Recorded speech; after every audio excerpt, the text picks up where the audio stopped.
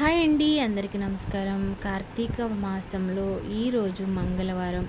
మరి ఆంజనేయ స్వామికి సింధూరంతో అభిషేకం అయితే ఈ విధంగా నేను చేశాను. మరి ఈ కార్తీక మాసం చాలా అంటే చాలా ప్రత్యేకమైనది. మనం ఈ 30 రోజులు కూడా మరి మనకి మన ఇంట్లోకి పాజిటివ్ ఎనర్జీ, మరి ఆ శివపార్వతులు స్వయంగా ఈ భూమి మీద నడిచినంత ఆనందంగా అనిపిస్తూ ఉంటుంది. అలాగే ఒక చిన్న విషయం ఏంటంటే, దారి కష్టంగా ఉందని ఆగిపోకు. నిన్ను నడిపించేవాడు నీ పక్కనే ఉన్నాడు. ఆయనే అంతిమ పరమ గురువు, సత్య మార్గదర్శి, ఆ పరమేశ్వరుడు.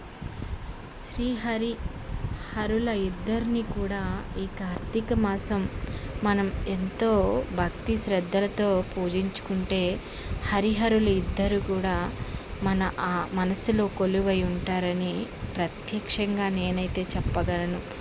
హరి ఓం నమ శివాయ.